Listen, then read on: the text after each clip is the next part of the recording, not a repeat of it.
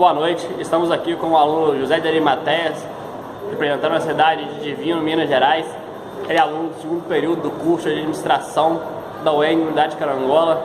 Ele vai falar aqui um pouquinho pra gente o que foi o Acordo de Basileia.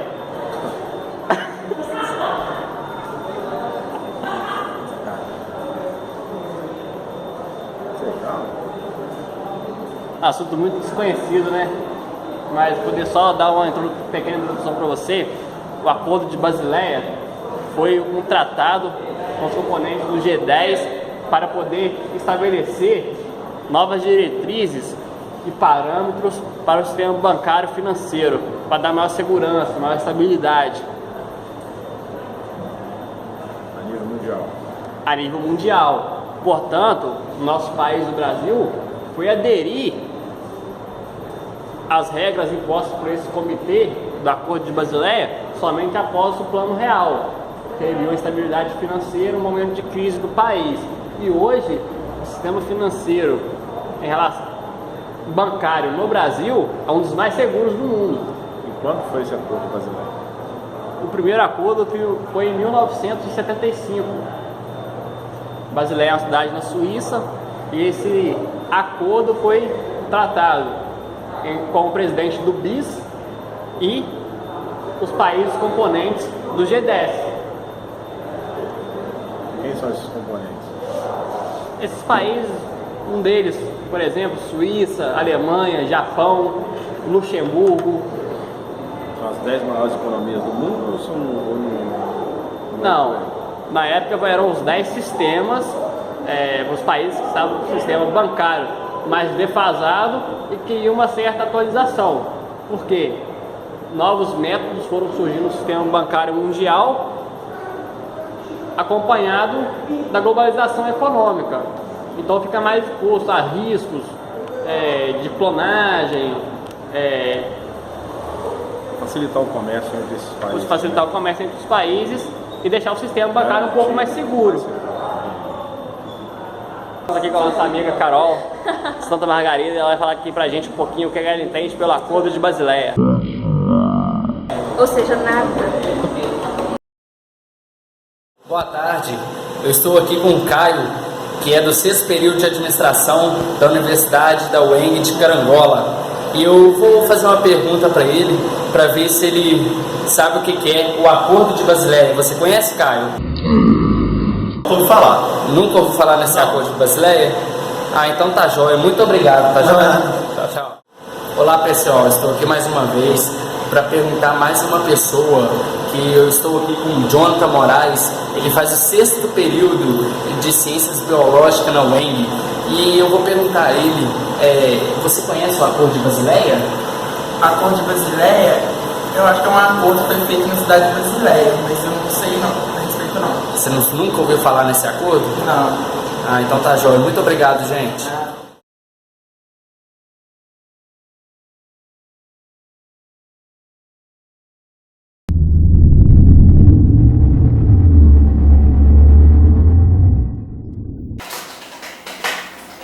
Boa noite, Fátima. Seja bem-vindo, tá? Fique à vontade.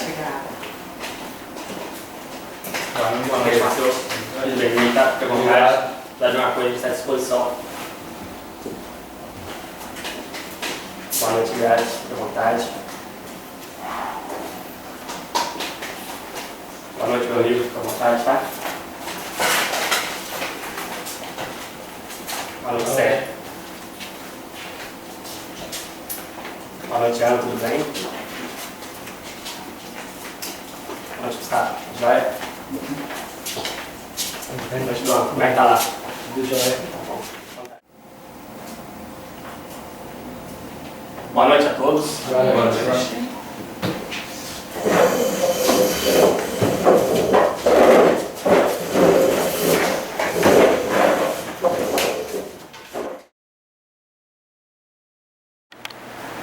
O objetivo dessa convocação é estipularmos diretrizes que atendam às necessidades dos sistemas bancários internacionais.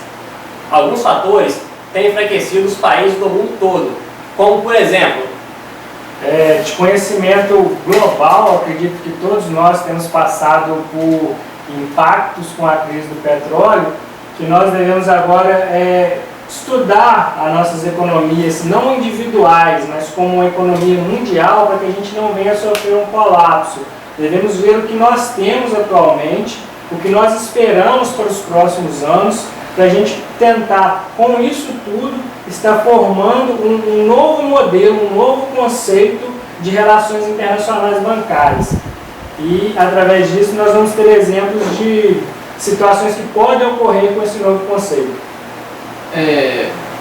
Uma coisa que nós podemos resolver também é que o sistema financeiro está dividido em cada país. A gente podia procurar um jeito de tentar unificar esse sistema financeiro aí para perder o risco de que a economia internacional ela sofra um grande abalo.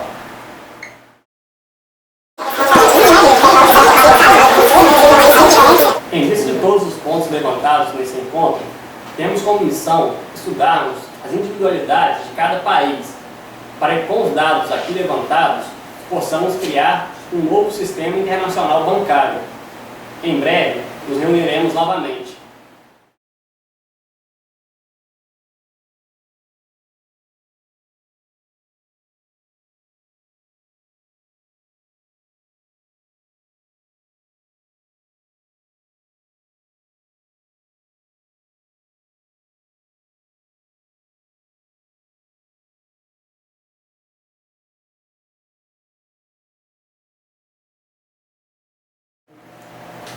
Fala galera, vou falar para vocês aqui agora sobre o Acordo de Basileia I. O Acordo de Basileia I, no ano de 1975, foi criado um comitê na cidade de Basileia, na Suíça, formado pelo BIS e o G10.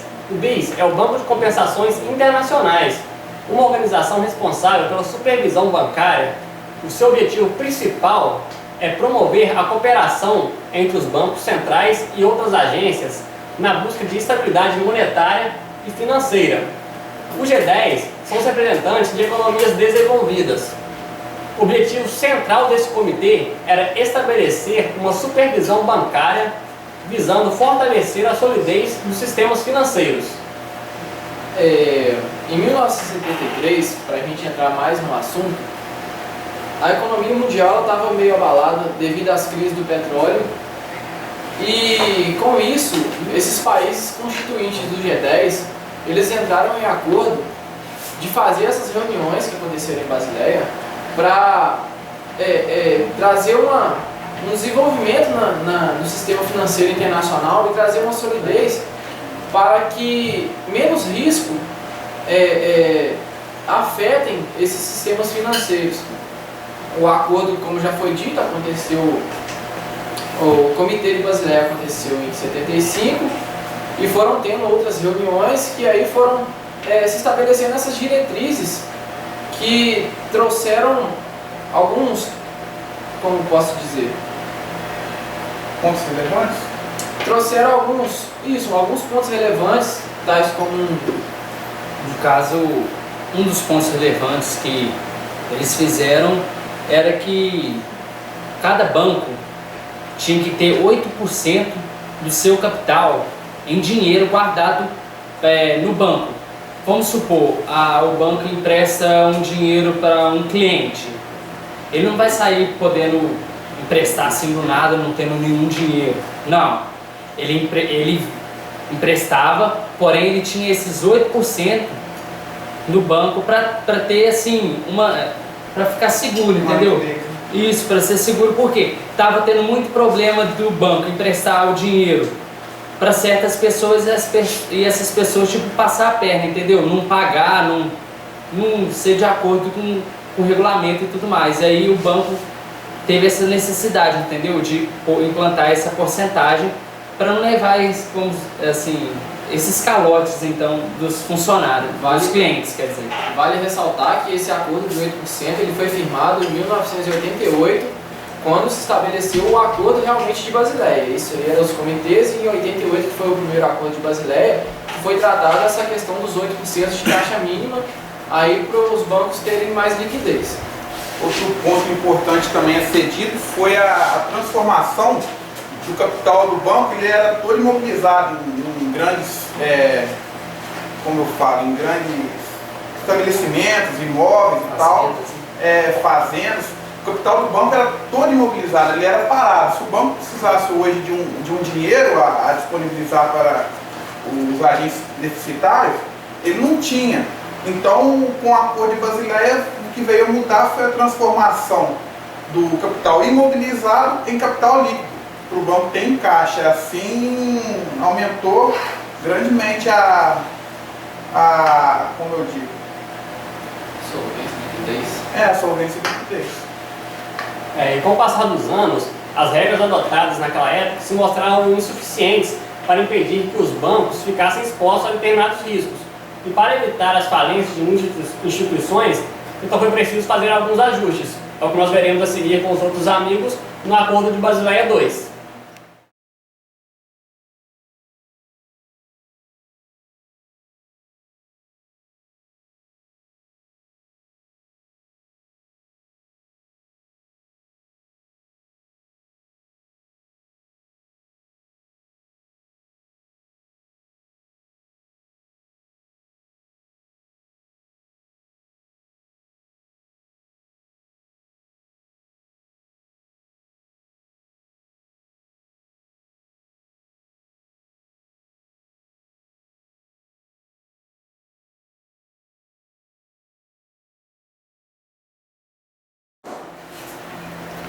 Então, pessoal, vou falar um pouco sobre o Acordo de Capital de Basileia II. Também conhecido como Basileia II, foi um acordo assinado no âmbito pelo Comitê de Supervisão Bancária de Basileia, na Suíça, mais precisamente em junho de 2004, pelo BIS, que é o Banco de Compensações Internacionais, com o então documento denominado Convergência Internacional de Mensuração de Capital e Padrões de Capital, estrutura revisada. Visto que desde 2001, por meio dos estudos de impacto quantitativos, o Bacen vinha se preparando para a implantação do novo acordo para o Brasil, onde no final de 2004 o Bacen publicou um comunicado de número 12.746, mais precisamente em 9 de dezembro, onde definiu o cronograma de implantação da Basileia II para o Sistema Financeiro Nacional. Logo após, em 2005, foi criado um comitê gestor composto por integrantes do Bacen, Febraban e Associação Representantes dos Bancos, cujos objetivos era conduzir discussões relativas ao Basileia II e definir aspectos para sua implantação, vindo assim a editar várias normas com resoluções e circulares, das quais passaram a vigorar a partir do dia 1º de julho de 2008. Entretanto, o seu principal objetivo com o novo acordo foi fortalecer a estabilidade do sistema financeiro mundial por meio do aprimoramento das práticas de gestão e governança dos riscos de instituições financeiras, com o aperfeiçoamento do acordo anterior denominado Basileia I, assinado em julho de 1988 e discutido pelo então Comitê do G10, onde são discutidas questões relacionadas a indústrias bancárias, visando melhorar a qualidade da supervisão bancária e fortalecer a segurança do sistema bancário internacional. Com isso, o novo acordo teve 3 grandes pilares, da quais foram destinados a serem seguidos para a implantação do Basileia II, que serão os quais a gente vai estar mencionando agora, né?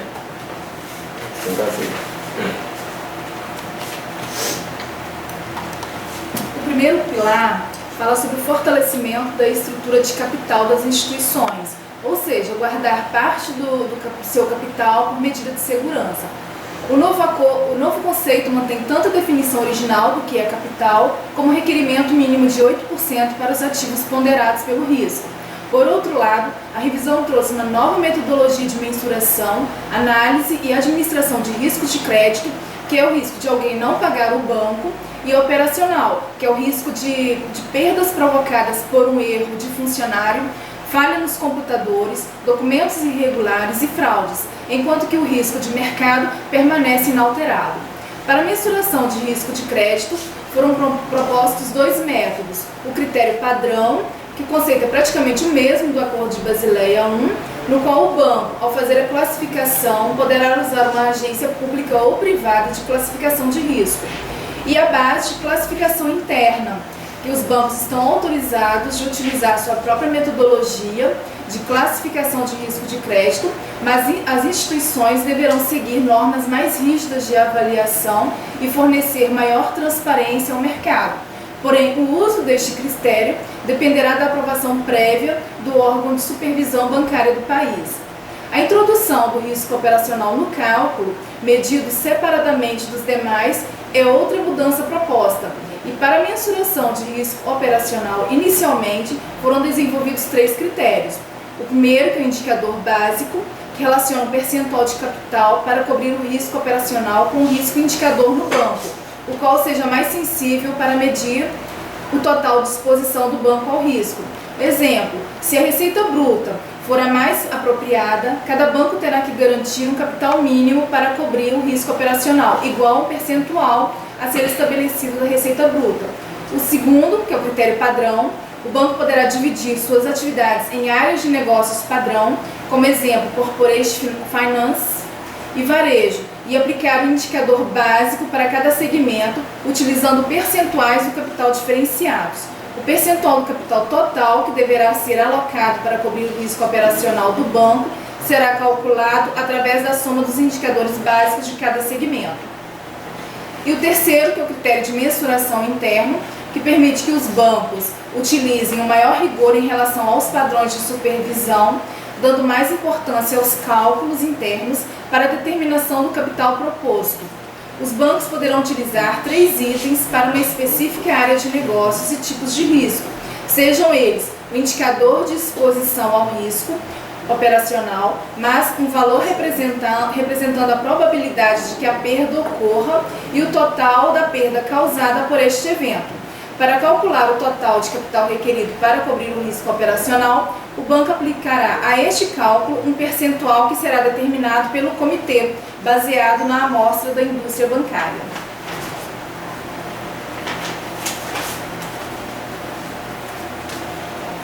Segundo pilar, ele tem estímulo à adoção das melhores práticas de gestão de risco, com o objetivo de fiscalizar e ter uma supervisão específica quanto às práticas a serem adotadas.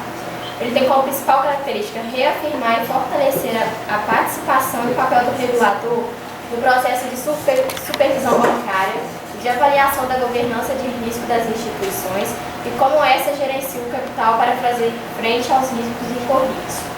O processo de supervisão estabelece normas para o gerenciamento de risco, tendo sido estabelecidos 4 princípios essenciais de revisão de supervisão, que evidenciam a necessidade de os bancos avaliarem a adequação de capital em relação aos riscos assumidos e de os supervisores reverem suas estratégias e tomarem atitudes pertinentes em face dessas avaliações.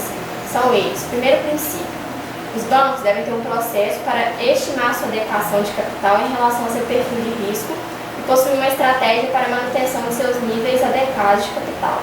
Segundo princípio, os supervisores devem avaliar as estratégias, as estimativas de adequação e a habilidade dos bancos em monitorarem e garantirem sua conformidade com a exigência de capital mínimo. Terceiro princípio, os supervisores esperam e podem exigir que os bancos operem acima das exigências de capital mínimo. Quarto princípio, os supervisores podem intervir antecipadamente e exigir ações rápidas dos bancos, se o nível de capital ficar abaixo do nível mínimo. De acordo com o segundo pilar, a alta administração é responsável pela estratégia de exposição aos riscos e pelos níveis de capital compatíveis. As principais características da existência de um processo rigoroso de avaliação da adequação de capital deverão envolver supervisão da alta administração do banco e do conselho de administração, avaliação sólida das necessidades de capital para suportar os riscos de negócio, avaliação abrangente dos riscos, monitoramento e emissão de relatórios, e revisão do controle interno. O segundo pilar enfatiza a necessidade de os bancos possuírem volume de capital adequado para suportar todos os riscos envolvidos no negócio. O capital não deve ser visto apenas como a única opção que o regulador utilizará para tratar da administração. A questão do risco. mas também os controles internos e processos de administração de risco que se revelarem insuficientes ou inadequados. Poderão ser utilizados outros meios para tratar da gestão dos riscos, tais como a aplicação de limites de exposição internos, fortalecimento do nível de provisões e reservas e o aprimoramento dos controles internos de maneira geral.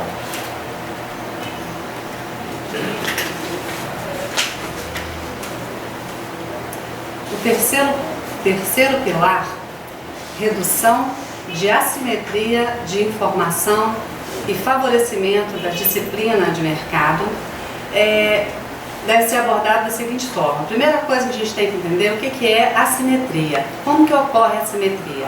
Ela ocorre quando uma das partes de uma determinada negociação ou de uma determinada transação, ela detém uma informação relevante ou privilegiada, deixando a outra parte, que não possui essa informação, em prejuízo. O mercado de capitais, diariamente, é abastecido de informações. Porém, quando essas informações são disponibilizadas de forma incompreensível, elas tornam-se assim, quase que um problema, né, uma barreira para a negociação em si. Os bancos, por exemplo, são altamente especializados na arte de captar e de aplicar recursos. E você, ou nós, né, nós negociamos com eles, fazemos os nossos investimentos, e aí eu pergunto, você está preparado para uma negociação equilibrada? Ou seja, você tem informações suficientes para você entrar nessa negociação com segurança? Normalmente não temos, né? A gente não detém dos conhecimentos que dariam a gente equiparar o nosso conhecimento com o conhecimento de uma instituição bancária, né? Pois bem, a fim de suprir essa carência, o Acordo de Basileia II, ele disciplina o mercado e foram criadas regras visando intensificar a disponibilização de mais e melhores informações, ou seja, mais visando a quantidade de informações e melhores, visando a qualidade dessas informações, né? Visando permitir aos participantes do mercado avaliarem as informações essenciais contidas na estrutura, na mensuração do capital, na exposição de risco, nos processos de gestão de risco e ainda na adequação de capital da instituição. E a isso nós chamamos de transparência. Para garantir o cumprimento da transparência, Basileia II prevê aos supervisores a utilização de instrumentos de persuasão, que vão desde o diálogo com a administração do banco e até multas financeiras, de acordo com a eficiência ou das informações ou a deficiência das mesmas, é que essas multas serão aplicadas, tá?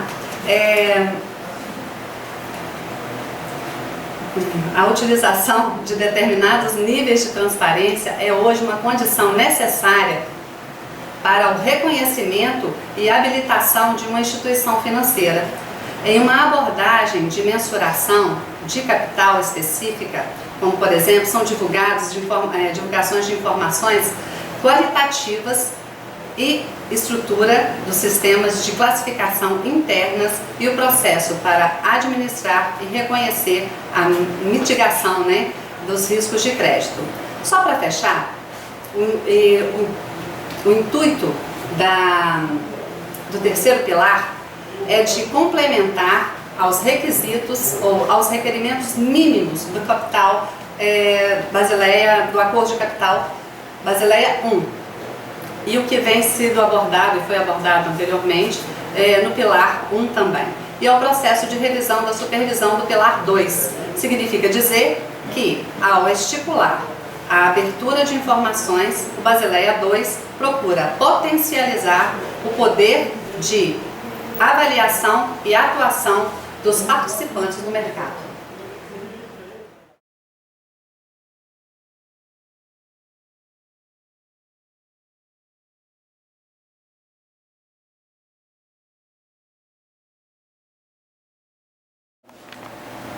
Para a gente estar finalizando o debate a respeito de Basileia 1 e 2, e já está tendo assim, uma visão do que será a Basileia 3, a gente convidou para estar aqui compondo a nossa mesa o professor Marcelo Costa Alves.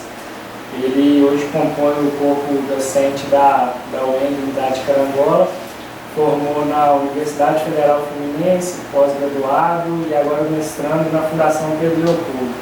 Marcelo, levantamos algumas questões e não se sinta muito preso à questão levantada propriamente dita. Se você perceber que uma das questões te dá uma brecha para entrar no assunto que você queira falar um pouco com a gente, sinta-se à vontade, é isso. Beleza. Podemos começar? Podemos. A primeira pergunta que o nosso grupo levantou é qual a necessidade do Acordo de Basileia II?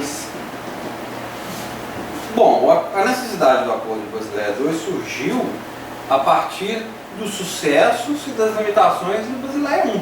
Basileia I veio tomar conta só do capital regulatório, principalmente depois da crise do petróleo, nos anos 70, nas duas, né? Basileia II foi a resposta do comitê ao caso claro de que só estocar capital não ia resolver o problema. Só pensar no risco de liquidez não ia resolver o problema. Se eu não cuidasse do risco de crédito, do risco de mercado, se eu não cuidasse da autossupervisão, se eu não cuidasse das informações para o mercado. Então, a necessidade veio disso. Foi muito mais num viés de aprimoramento do que de revolução, mudar tudo ou recomeçar e tal. Foi aprimoramento. Uma vez estabelecido sobretudo na sua regulação, no aspecto da regulação de capital, que é o principal dele, acrescentar coisas e modificar algumas coisas em relação à própria regulação de capital, que foi o objetivo do 2. Sendo que o 1 também não era né? O 1 era o Acordo de Basileia, ele foi feito para ser definitivo. O único, a princípio único. A evolução e os resultados e até as deficiências é que fizeram a necessidade de outro, e aí aquele Acordo de Basileia passou a ser Acordo de Basileia 1. Basicamente para suprir as carências, né, do 1. Para ser um passo à frente, o próximo passo. Porque se estacionasse, talvez novos desafios iam fazer aquele não valer de nada, né? E o que realmente era o caso. Imagine, se chega com Basileia 1 a crise de 2008, do subprime. Não aguentava. A economia mundial só aguentou, aliás, sofreu menos em 2008 porque já tinha começado o 2 ali, 2004, por aí. Então, não diferente de todo o processo evolutivo da administração, desde o início, lá os primórdios, onde se estudou unicamente o processo de tempos e movimentos da produção, viu-se a necessidade de não ter um enfoque objetivo, mas um enfoque abrangente no sistema todo. Basicamente, muito nessa mesma dinâmica. Eu me preocupei lá, quantos movimentos o cara tem que fazer para apertar um prego? Bater um prego lá na madeira. E deixa eu ver qual é o movimento ótimo, qual é a melhor saída e tal. Não adianta ser desperdício lá no final. Então eu vejo a necessidade de aprimorar a gestão da qualidade do meu processo produtivo. Não adianta nada se eu compro caro do fornecedor. Não adianta nada se um cara lá no país, lá longe, começa a fabricar e eu não sei o que fazer. Então, é mais ou menos a mesma dinâmica. Os desafios surgiram, as coisas, as exigências mudaram e o comitê percebeu que tinha que repaginar o acordo, né, para dar resposta a essas mudanças. Você alguma observação para fazer? Podemos passar para a segunda pergunta? E já tomando um gancho, né, na sua resposta, a gente quer saber quais eram os pilares do Acordo de Basileia II, no que o Basileia II se pautava, se agarrava. O próprio comitê separa assim, e até a teoria, né, e as aulas aí que surgem, todo mundo organiza igual o comitê organiza, que é 3 pilares: capital, alocação de capital, que a gente pode falar mais sobre isso, esclarecer melhor, supervisão, e 2, muito pautado já na autossupervisão, nas políticas próprias de supervisão e divulgação de informações para o mercado. Então, os 3 pilares do Basileia 2 são esses. A regulação, capital, é o mesmo princípio do 1, né?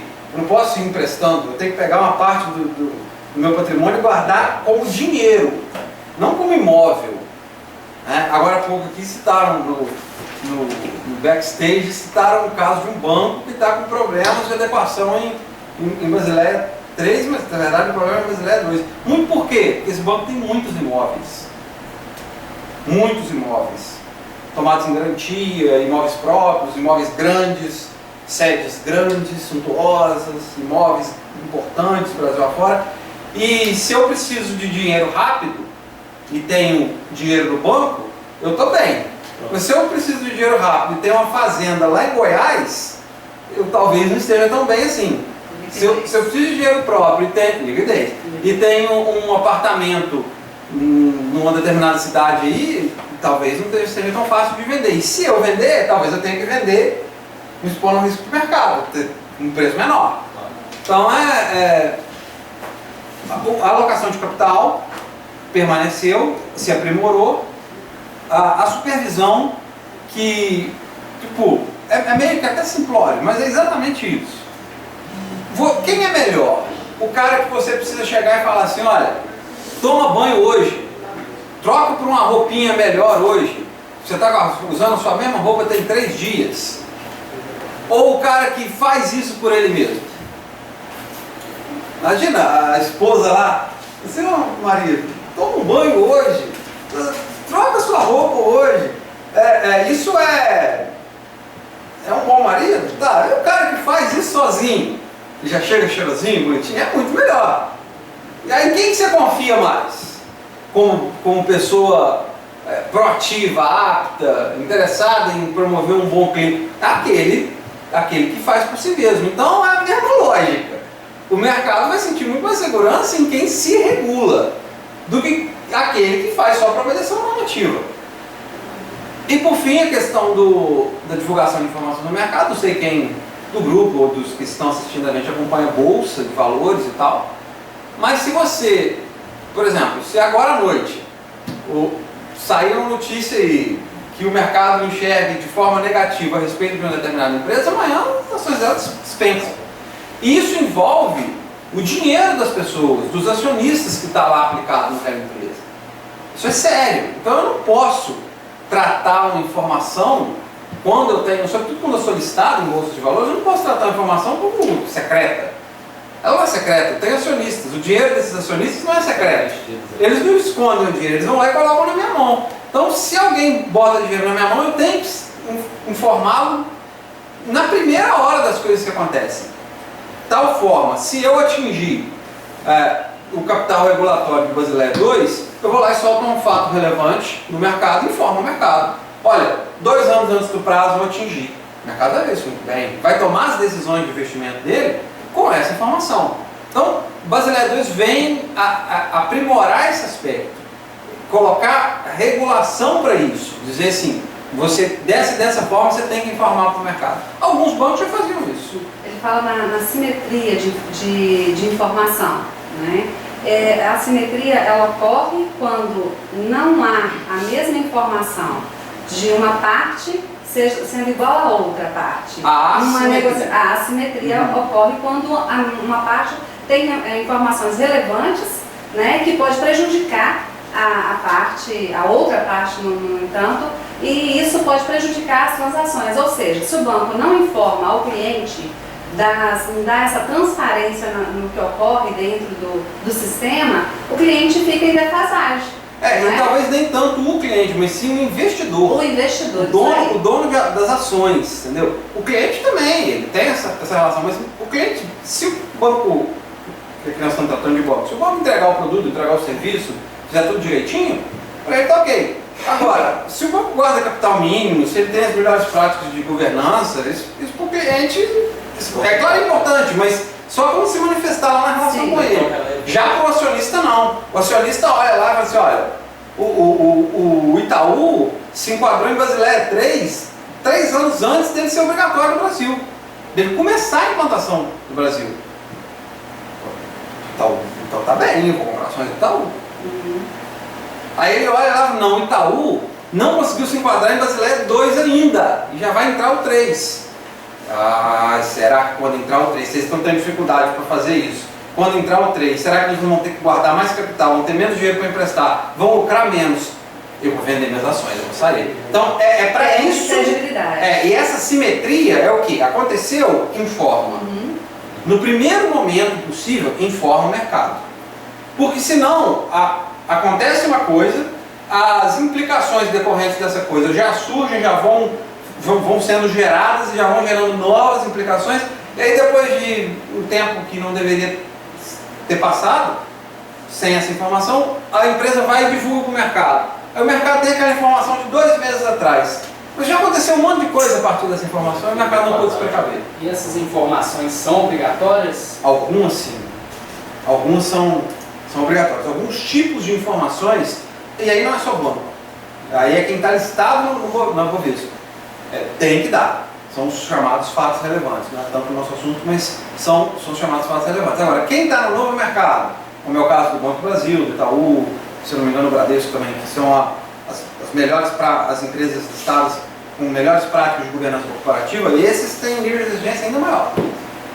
E a partir de Basileia também existem algumas situações que bancos especificamente precisam atender, que eles fazem através de fato relevante. Então a Basileia 2, além de ela trazer as diretrizes para o funcionamento de um banco, ela vem trazer também transparência na questão dos investidores. Sim. É o 3, né? É o pilar 3 que o terceiro pilar, exatamente. Já que a gente tocou assim, diversas vezes no assunto banco, eu vou direcionar uma pergunta mais para como é que era o comportamento dos bancos antes de Basileia 2, principalmente em relação a essas informações, assim, você falou que tem que ser dadas na primeira hora, quanto antes. Isso acontecia, não acontecia? Como é que funciona? Eu acredito que você devia estar lá engatinhando. Né? Tava, mas pelo que eu sei, não era assim. O mercado como um todo não era assim. O mercado de capitais brasileiro se desenvolveu muito com as fusões da Bovespa com a Bolsa do Rio, e depois com a aquisição, né, agora recente da CETIP, a criação da B3, todo esse processo de fortalecimento da Bovespa foi muito bom e ajudou a economia a crescer, e a economia crescendo também ajudou nesse processo. Porém, lá nos anos 80, antes da implantação no Brasil, que foi a partir de 94, que antes também, gente, não tinha sentido. Com a inflação que era antes, Basileia o quê? Eu pegava um dinheiro com você hoje a 1% e emprestava ele hoje ainda a 15%.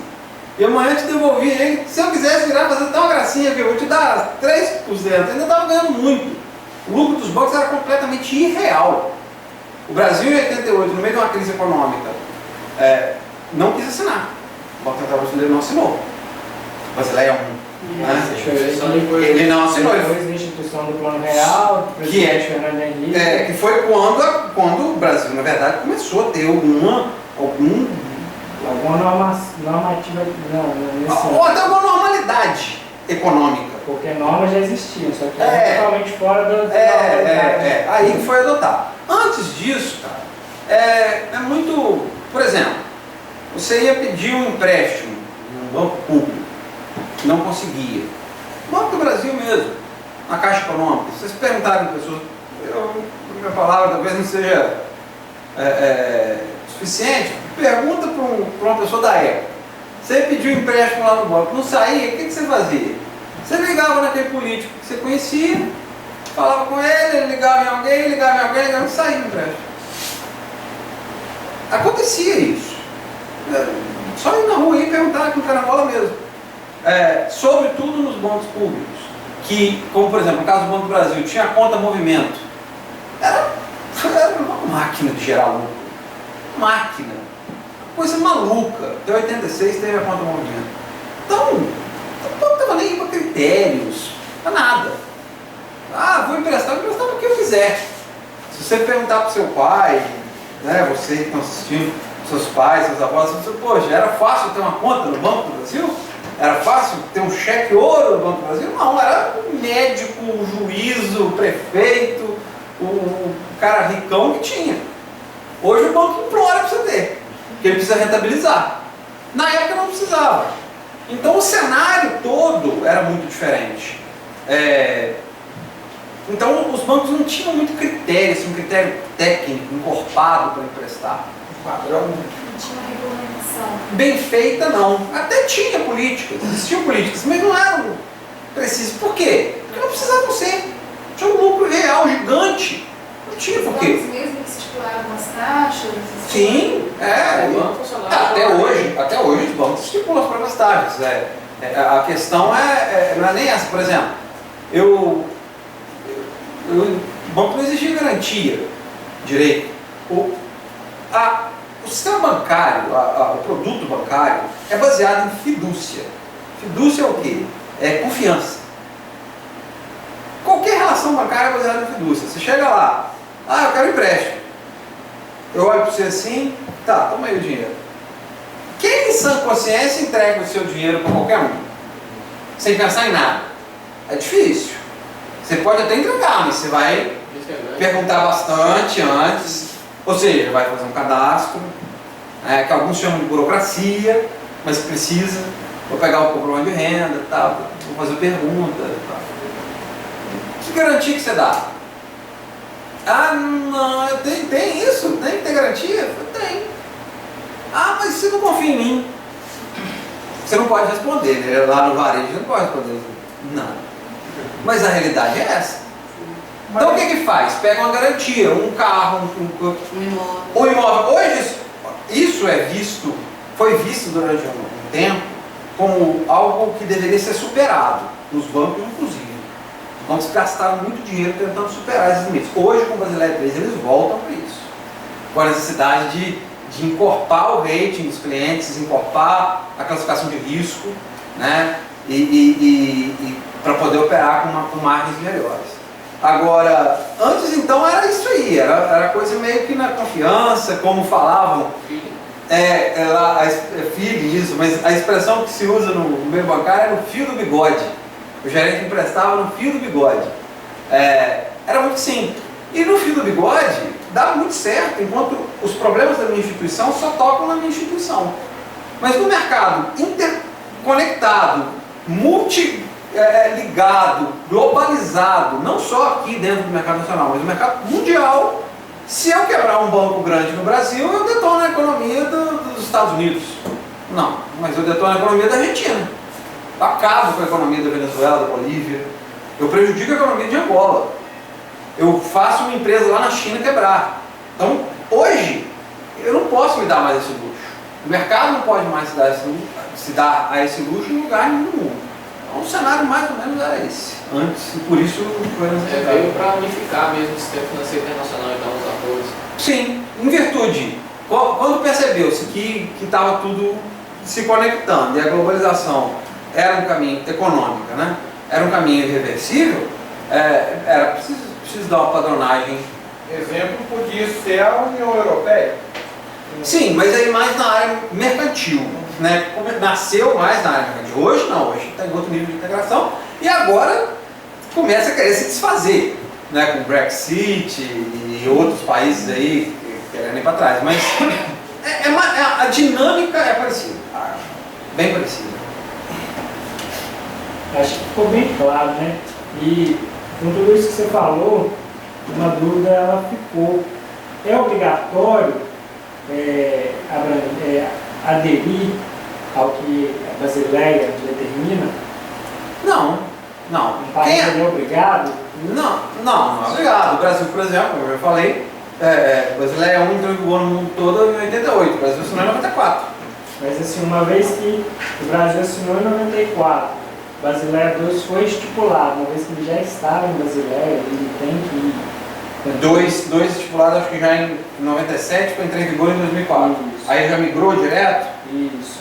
Não sei o que falar. Passou por um processo, provavelmente. Né? Não, claro, uma migração, digamos assim, do que Basileia 1 preconizava para 2, Claro que a mudança não é, você precisa amanhecer amanhã com tudo entregue. Não, tem um cronograma e tal. Né? Agora, o Brasil se tornar, ele era signatário de Basileia 1. Se isso o credenciava automaticamente como signatário de Basileia 2, eu não sei te afirmar. Não sei te dizer não. Mas, ele não era obrigado a entrar. Como quem não entrou em 1 já quisesse entrar em 2, podia entrar. Agora, quem entra são os bancos centrais. São os bancos. No Brasil, o Banco Central brasileiro, ele é uma espécie de... Espécie não, ele é uma agência. Igual na aviação civil tem a ANAC, na energia elétrica tem a ANEEL, no petróleo tem a ANP, no sistema bancário tem o Banco Central. Ele tem outras funções, mas ele também funciona como agência. E também como agência regulatória. Ele adere à Basileia e vira para os bancos e fala assim, olha, se eu fosse vocês, aderiam também. E daqui a pouco ele vira, não, quer saber? Está baixada uma norma, vocês têm que fazer isso, isso e isso. O que é essa norma? É exatamente o Basileia. Aí ele baixa a norma e aquilo vira uma norma para o banco, uma lei. Ele tem que cumprir. Ele tem que cumprir. Professor, no caso, essas adequações do sistema de Basileia faz uma certa imposição, aumenta para os bancos que aderem a confiabilidade e a credibilidade da instituição financeira. É para isso, inclusive, que elas existem. Também, né? Aumenta, claro. E o banco que responde a isso de maneira, hoje em dia, principalmente, de maneira mais rápida e mais pronta, se mostra já mais previamente adequado, vai na frente. Isso é o que você deu anteriormente para a gente, da pessoa que tem que esperar ordens, ou da pessoa que já é proativa, já faz tudo. O exemplo do marido cheiroso. Isso aí. E eu acredito que a sua resposta agora já praticamente respondeu a nossa próxima pergunta, que pergunta quem estabelece as diretrizes de Basileia no país. Com certeza é o Banco Central, o Bacen, né? Como o Brasil, no caso o Banco Central, se posicionou diante do acordo de Basileia 2? Como foi a resposta do Banco Central à Basileia 2? Mais pronta do que a Basileia 1. Por quê? Porque as condições estruturais econômicas, macroeconômicas, já estavam em outro patamar. Né? Em 1997, quando o comitê lá do BIS estabelece as normativas para a Basileia 2, o Brasil já tinha 3 anos de estabilização econômica. Enfrentava ali aquele iníciozinho lá da crise dos tigres asiáticos, mas já era outra coisa, entendeu? Então de uma maneira muito mais pronta. No Brasil entrou em vigor em 2004. Eu lembro que quando eu entrei no banco, em 2006, só se falava em Basileia. Porque era o quê? Era o banco no início da implantação. E naquela época, ainda um pouco mais reativo do que proativo. O banco, ali pelos idos de 2006 mesmo, 2007, assumiu Basileia, tipo assim, falou no Banco Central assim, deixa pra mim aqui, esquenta a cabeça não. E assumiu, tanto é que já está pronto para 3. Está pronto, praticamente pronto para 3. Isso é fantástico. Foi um esforço muito grande, feito por outros players também do mercado brasileiro, que é muito forte, né? O setor bancário brasileiro é muito forte, nadou na inflação de braçada durante muito tempo, mas soube se estruturar para ser assim, um mercado fortíssimo. Se você for fazer uma comparação, força da economia e força setorial, não existe no Brasil paralelo para o setor bancário. Não existe. O aço, petróleo, não existe. É mais próximo da força da economia.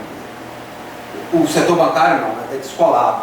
Vejam que a crise bancária do capitalismo mundial, que foi a crise de 2008, a grande crise bancária foi em 2008, talvez do último século, desde 29, que não sei se foi essencialmente bancária, foi mais econômica, macroeconômica, mas a crise bancária de 2008 foi exatamente aquele efeito dominó do subprime. O cara lá não pagou a hipoteca dele, aí o banco que tinha aquela hipoteca não pagou a resseguradora e a seguradora não pagou a resseguradora e quebrou o Lehman Brothers e quebrou mais uma seguradora gigante lá nos Estados Unidos. Foi aquele efeito cascata, que é exatamente o que o Basileia tentava evitar. No Brasil, eu lembro que até o presidente Lula ficava falando assim, não, a crise aqui é só uma marolinha, né? Buscando um viés político aquilo, né? E dar puxar talvez para si ou para o seu governo algum mérito, mas se a gente dá algum mérito é exatamente a força do setor bancário brasileiro. Por que o governo pôde usar, à época, os bancos públicos para reimpulsionar a economia? E o fez de uma maneira talvez até mal feita. Tanto é que hoje nós, bancos públicos, pagamos a conta de uma inadimplência gigante porque emprestamos dinheiro demais. Mas isso foi importante para a economia na época, inegavelmente. Por que ele conseguiu fazer isso? Porque os bancos públicos, notadamente o BNDES, principalmente o Banco do Brasil, tinham capital. Porque se não tivessem, eles esbarravam em Basileia 2. Preciso impulsionar a economia. Tá, mas eu não posso emprestar, porque eu tenho que deixar meu capital regulatório aqui. Entendeu? Então ele tinha já. E vamos pensar, foi implantado em 2004, a crise foi em 2008. A Basileia 3 é uma resposta do comitê à crise do subprime de 2008. Exatamente uma resposta. Tanto é que, eu sei que não é o assunto de vocês, mas a grande inovação do 3 é o capital contracíclico. É 2% que eu guardo? Ok, mas se houver uma questão aí, um problema na economia, eu guardo 4,5%. É a grande novidade. Por quê? É flexível, mais flexível. Porque isso me dá capacidade de resposta às crises, coisa que não havia antes. Mas por que no Brasil não foi assim? Porque no Brasil já se fazia mais ou menos o que foi se exigir no mundo em 2009. Algumas perguntas aqui a gente já teve a resposta delas de acordo com o que estamos perguntando, por exemplo, uma foto do acordo brasileiro, a gente viu que foi a questão da transparência, entre outras coisas. A próxima pergunta que nós teríamos é: teoricamente, os acordos de Basileia 1 e 2 estabelecem que os bancos tenham reservas para garantir sua estabilidade, que é o que você acabou de falar dos contraciclos, já virá de uma forma inovadora no 3, né? Da flexibilidade e tal. E a pergunta aqui é a seguinte: a porcentagem praticada pelos bancos é estipulada em Basileia ou as organizações regulamentadoras nacionais, no caso do Brasil, o Banco Central, é quem estipula essa reserva? É estipulado em Basileia. É estipulado em Basileia. Em Basileia. Mas alguns bancos que eles têm uma carteira de inadimplência menores podem meio que flexionar essa porcentagem, quando eles vão, por exemplo, dar um empréstimo a algumas pessoas, não? Seria um valor mínimo lá em Basileia? É um valor mínimo, mas isso aí que você falou é legal. Tipo, de uns 2 anos para cá, o Banco do Brasil, onde eu trabalho, né, ele quer que a gente faça operações com garantia real. Tudo com garantia real. É o que ele quer. Se você me emprestou 100, eu preciso ter 100 de garantia. Mais que isso até, você precisa ter 100 de garantia e me dar a garantia. Porque uma coisa é você ter. Também existe esse mecanismo. Olha, eu tenho. Aí você vai lá e me comprova que tem. Ok, você tem, é suficiente para mim saber que você tem.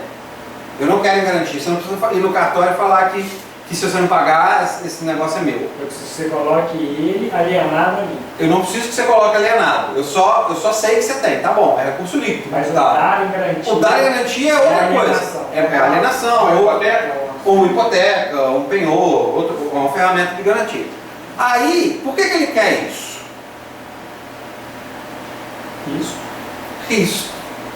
E por que ele quer um risco menor? Taxa de liquidez seria? Liquidez do banco? Não, diretamente não. Por que ele quer um risco menor? Porque um risco menor significa um custo menor.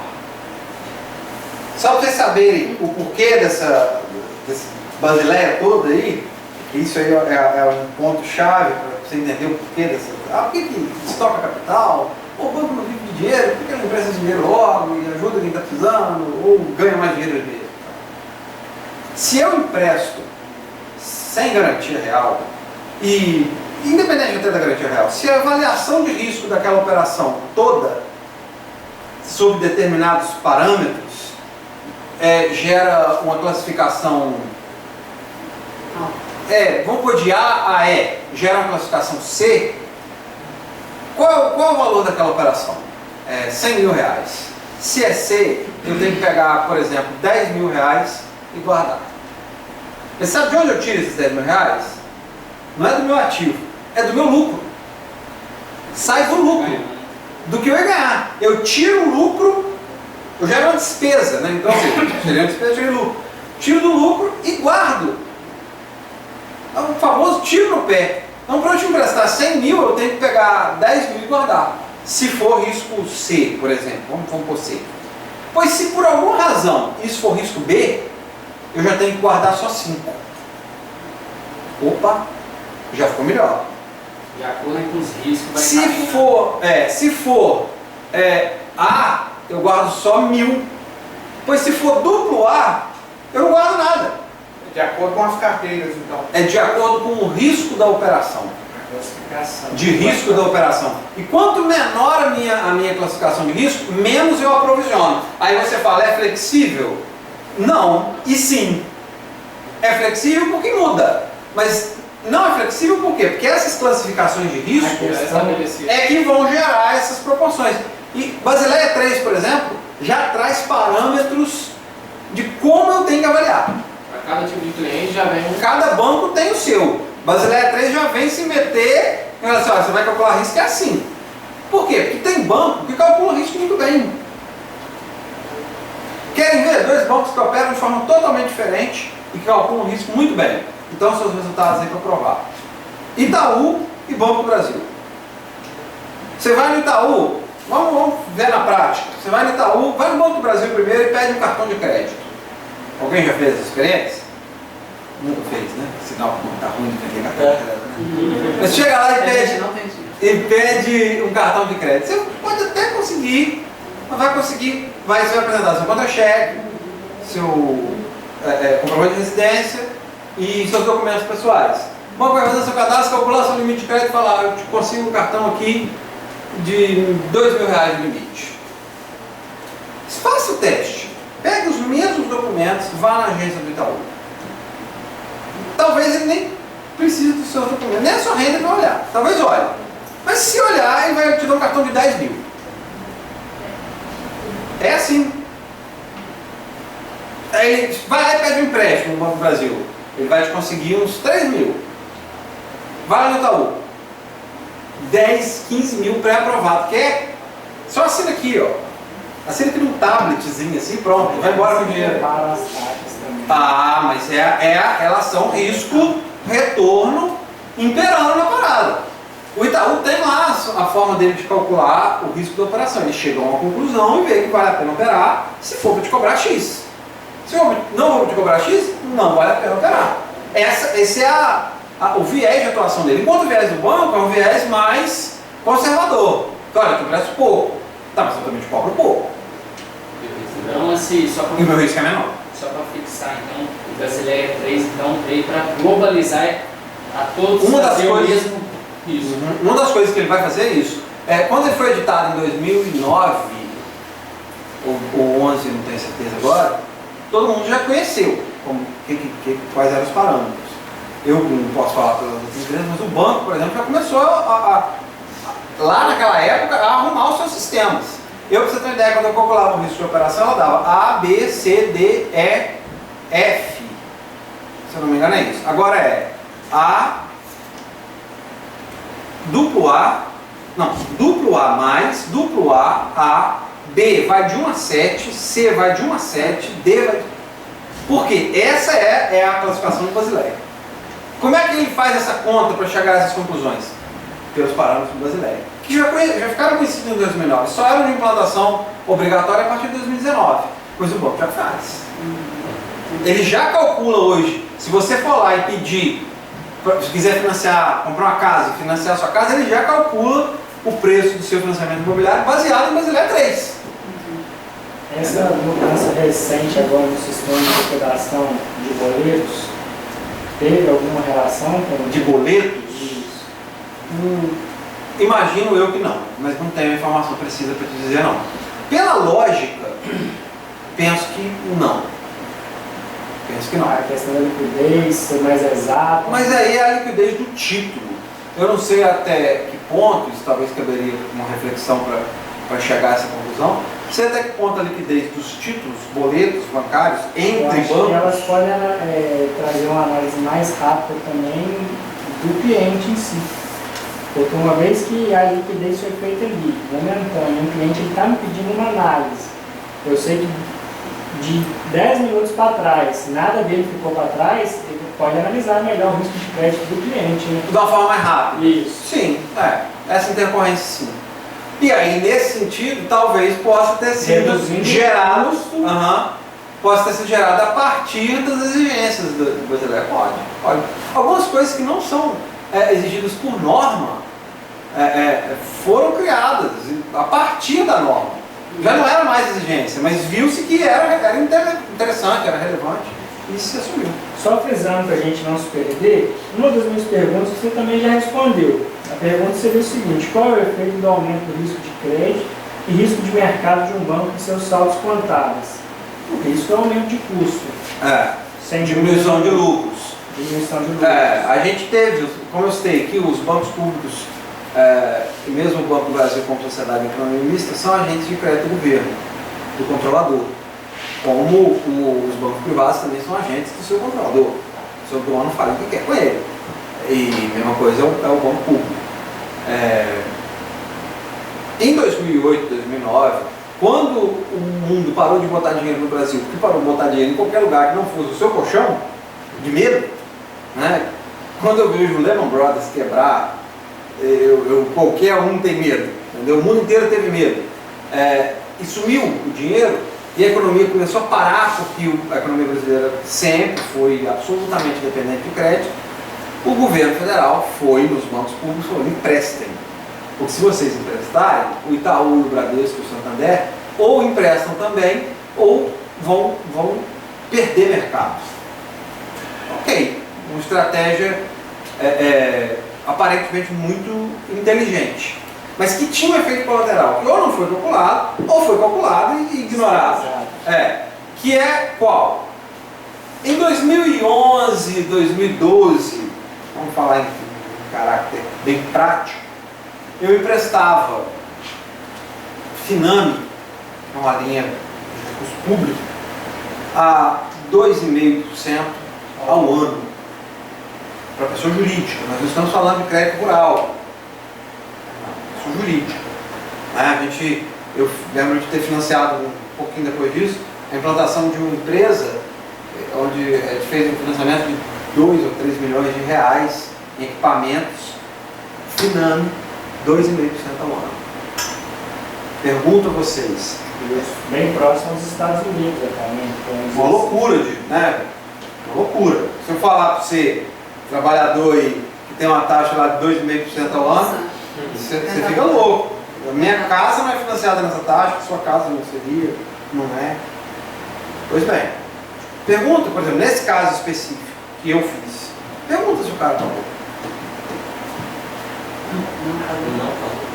Está rico. Não quis pagar. Problema grave. Dá para executar? Foi tudo pego em garantia. O risco era baixo. Na época, o aprovisionamento, aquele que eu citei agora há pouco, foi baixo. Tudo beleza. Mas e hoje? Quer pagar? Não, não quer. E como é que faz? Vai. É prejuízo, um baita prejuízo gigantesco. Porque esses 3 milhões, num cenário de spreads reduzidos como o cenário atual, num cenário de taxa de juros Selic caindo a níveis perto da mínima histórica, um banco com 3 milhões e em 6 meses, não sei se dobra, mas faz pelo menos 1 milhão. E ali, no entanto, aqueles 3 milhões já viraram 1 milhão, já reduziram 1 milhão, se forem recebidos. De tanto prejuízo que ele já gerou. Então, a própria inflação já vai comendo um pouco. Uma grande parcela. Apesar de recentemente estar bem baixa, mas no médio prazo para trás aí estava bem alta. Então a gente tem um impacto direto, mas direto, nos balanços, nos resultados do banco, da maneira com a qual ele gere, a partir da maneira com a qual ele gere os ativos.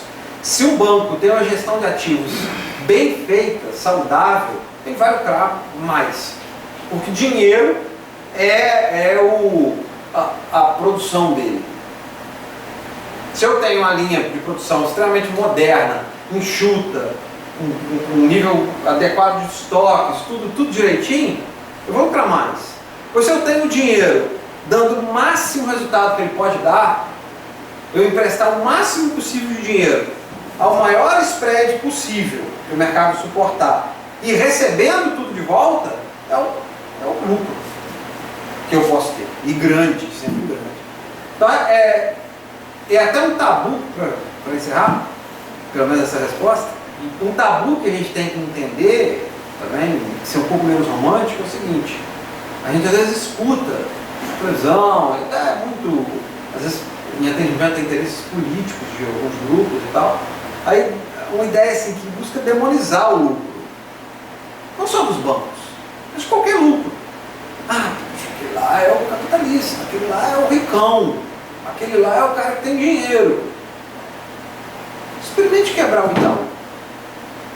Deixa a família Vieira, família Setúbal, infelizes, quebradas, para ver o que acontece com a sua empresa aqui.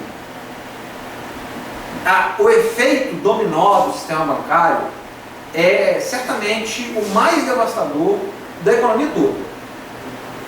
É preciso cuidar do setor de aço, é preciso cuidar do setor de saúde, é preciso cuidar das várias faces do setor público, mas banco, se quebrar, quebra todo mundo. Efeito cascata, efeito dominó.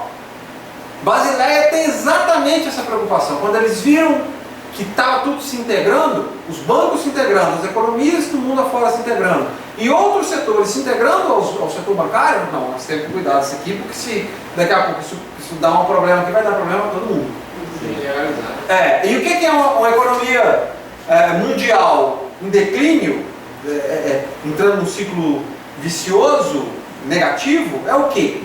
É fome, é miséria. A gente acha que miséria acaba quando a gente dá dinheiro pro pobre. A miséria acaba quando eu crio as condições dignas para que ele trabalhe, para que ele tenha acesso às possibilidades tal qual qualquer pessoa tem. Agora, quando eu tenho um sistema que o oprime, que não deixa ele ter, aí não. Então, o lucro do banco, ele às vezes é grande demais. A gente olha assim, o banco ganha muito dinheiro, o banco não joga para perder e tal. Realmente, pode-se até se discutir se precisa desse lucro todo, mas que tem que ter lucro, tem. Porque se não tiver, quebra. Eu lembro que eu tive uma reunião em março, em Juiz de Fora, a nossa regional de varejo vem de Juiz de Fora. E eu escutei de um diretor do banco a seguinte frase: nós precisamos fazer uma determinada ação, porque se repetir o que aconteceu com o nosso desempenho ano passado, se repetir esse ano e repetir ano que vem, em 2020 a gente tem que parar de emprestar. Ou seja, se a gente continuar, especificamente em relação à inadimplência, se a gente continuar com essa inadimplência, o nosso custo, o nosso aprovisionamento vai ficar tão grande, nós vamos ter que aprovisionar tanto que Basileia coloca um dos pilares não, um dos ditames é o seguinte: você tem uma liquidez boa dos seus ativos, beleza, você precisa guardar tanto. Sua liquidez está ruim, você precisa guardar mais. Então, se geral está ruim, a operação do bom vai ser prejudicada. O critério do banco como um todo vai precisar mudar. Para ele vai ter que aprovisionar, mas ele não vai ter tanto dinheiro para emprestar. Tal e tal. O banco tinha essa possibilidade. Os resultados responderam durante esse ano e isso meio que se rendeu. E olha que nós estamos falando de um dos bancos mais, se não o mais, aderente e adequado aos princípios de Basileia 3, nem 2, mas 3. Imagina os outros. Nós temos casos aí no mercado de bancos que estão meio que parados, extraoficialmente, mas parados, porque não podem emprestar, porque estão na beira de desenquadrar. Então, isso é uma ferramenta de segurança, fundamental. E o lucro, né, infelizmente ou felizmente, também é. Medido que o banco lucra, ele aumenta seus ativos, ele continua operando. Nosso roteiro de perguntas chegou ao fim. Alguém tem alguma observação, alguma curiosidade para a gente estar encerrando o bate-papo de hoje? Foi bem esclarecedor. Ficou bem nítido aí qual a proposta da Basileia, o que ela trouxe de decorrência na economia brasileira. Eu acho que ficou bem claro. Professor, nós agradecemos bastante a sua colaboração e ficamos muito felizes de prontamente você ter atendido o nosso convite, ter disponibilizado tempo, conhecimento, estar compartilhando com a gente. É um prazer tê-lo aqui conosco. Beleza? Eu que agradeço. Eu agradeço. Eu tenho registrado ali o professor Walter, que já é a segunda turma de entrevista. A gente chegou a ver o vídeo. Né? Então ele já vai pensando na gracinha que ele vai fazer para mim. Galera, muito obrigado e tal. Fica quietinho um minutinho, não precisa de alguém lá cortar. Vou editar depois. Corta lá, corta lá. Não, ele vai apagar lá. Aí vai olhar, vai ver, se a bateria acabou, tem 15 minutos. Esse botão de trás aí, ó. Esse botão de trás aí. Aperta o lugar certo, hein? Pelo amor de Deus.